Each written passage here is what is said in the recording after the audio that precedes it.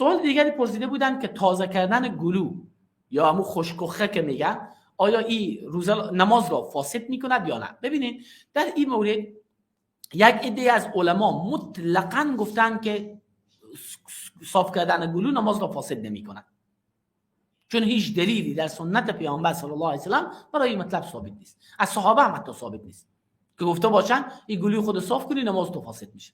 هیچ همچین چیزی ما نداره. اما بعضی از علما آمدن این تفصیل کردن، گفتن که اگر ضرورتی بود در نماز، نفر گلوی او گیر کرده بود دیگه قرائت خوانده نمیتوانست، اذیت شده بود، اشکال نداره، اشکال ندارد، این درست است.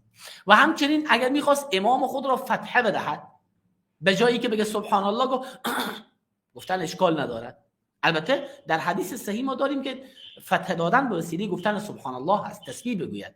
این درست نیست که گلوی خود صاف کند. خب به هر حال بعضی از فقها همچنین دیدگاهی مطرح کردن که اگر گلوی خود صاف کرد این نماز فاسد نمیشه. اما اگر گلوی خود صاف کرد، گفتن حرف پیدا شد، یک حرف یا دو حرف ببخشید، یک حرف پیدا شد، گفتن اشکال نداره.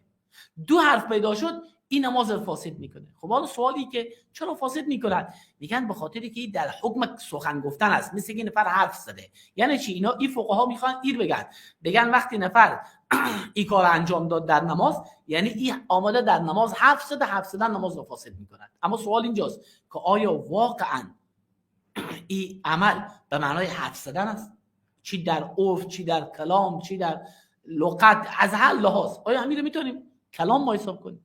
که خیلی حرف بعیدی است. به همین خاطرم صحیح‌تر این است که نماز فاسد نمیشه. البته گفته بودن که نظر احناف رو بگویید، در مذهب حنفیه بله گفتن فاسد میشه، البته به تفصیلی که توضیح دادم که در بعضی از صورت‌ها قبول دارن که نماز فاسد نمیشه، بعضی صورت‌ها گفتن فاسد میشه که البته هم دلیل قوی نداره.